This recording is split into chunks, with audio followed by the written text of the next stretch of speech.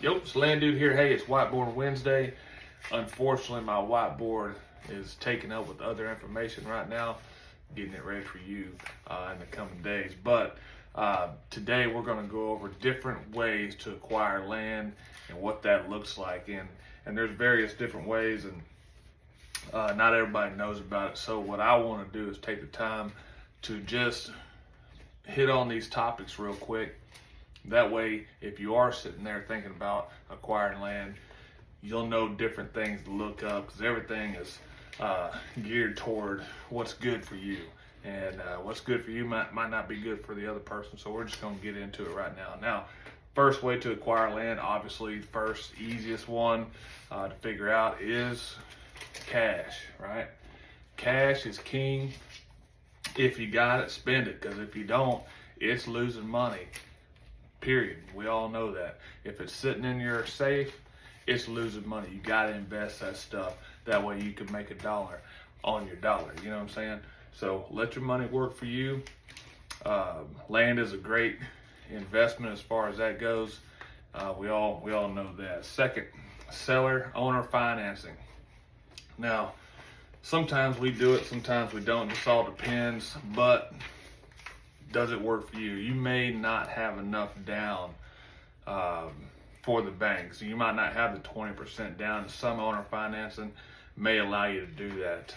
And then you get into some that require 50, 60% down if you want to owner finance, because they don't really want to mess with it. Now, the problem with land is it gets sold pretty quickly. And so a lot of times they just don't do it. And then you get some people that do, and that's great. Love that for them. So seller financing. Owner financing. All right, excuse the handwriting. Owner financing, okay? That's what you're gonna go look at. If you need owner financing, great. Just know it's gonna have a higher interest rate. Typically, I've seen it anywhere from 9 to 11%. So if that doesn't bother you, you're one of these guys that can put, 10% down, and you just need a couple months, and you got the other 90. Go ahead and do owner financing. That'd be awesome, man. Knock it out and not have anything, no bills like that. So the other third way, traditional bank loans. Now, what's great about doing business with us, and a lot of people out there as well, but we actually have acquired these relationships with these banks. And so we'll have a list of banks for you to go call after you do the contract and everything. We'll send you to the bank, and it's all set up. We've done millions of dollars with these people. They know what's going on. They can actually help you understand a little bit better of how it works. So we got cash purchases, seller financing, and traditional bank loans. Now, banks typically on land loans, they want 10 to 20% down. That's just across the board. A lot of banks want more. So what we do, we go through and we find banks that can stick with that 10 to 20%. That way it's a little bit easier on the buyer. Now, typically right now, interest rates are fluctuating right now, but you can expect anywhere from 7% interest rate. We do have banks that we work with that do 15, 20, or 30-year terms, so that helps out as well. Get that monthly down for you. That's probably 90% of what people do when they purchase land from me. Is we'll send them to the bank and they'll do a traditional land loan that way. Now, let's get into different avenues as far as. I'm sure y'all knew about those, but we wanted to touch base with them. Now, we got what they call a self-directed IRA, okay? Self-direct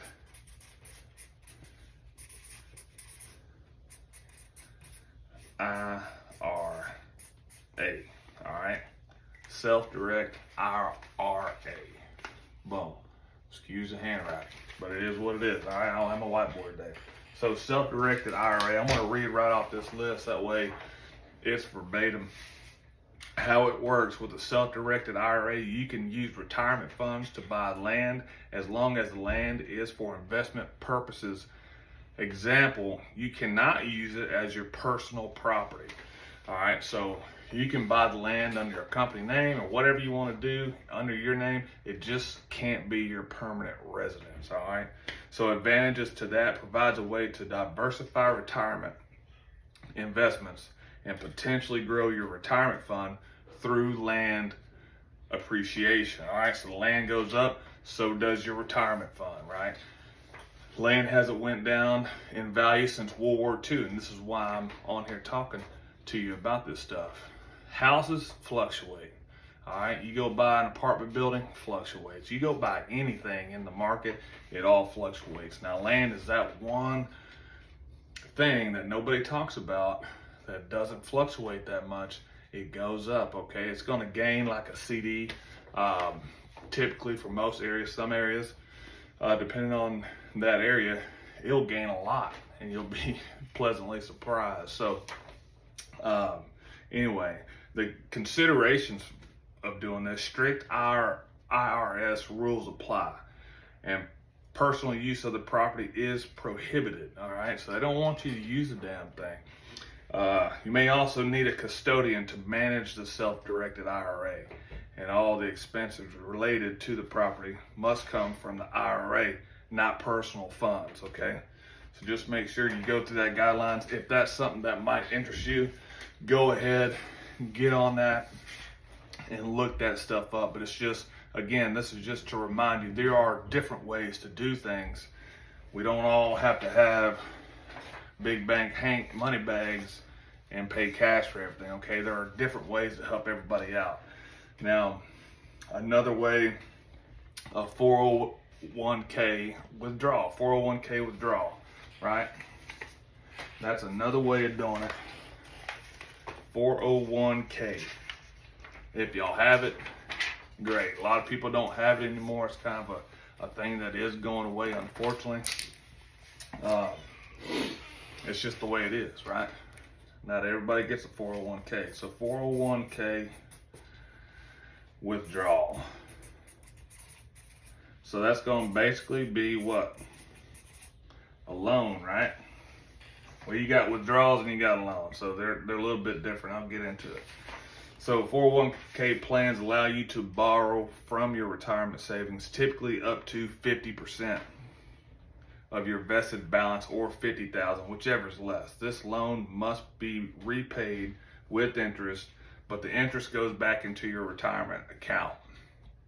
All right, so it goes back into your retirement account, which is a cool deal. If you got your 401k and you want to do something like that, that's great, and that is available, and that is an easy way for you to acquire another investment. Example, land, right? Now you got a 401k withdrawal. Alternatively, you can take an early withdrawal, but this incurs penalties, so just know that there are penalties to do that, and taxes if you're under 59 and a half. All right, if you're over that, you don't have to worry about that. 401k withdrawal would be the way to go, and that's the way I would go as well, especially with land. You know you're not going to lose your money. It's a great place to put it. Advantages to this are quick access to funds without credit check, and a loan from your 401k does not impact your credit score. So it doesn't impact your credit score. They're not going to check your credit. That shit's yours, okay? Now, another way, so there's more ways, okay? So we got 401k loans, we got 401k withdrawals, we got the IRA,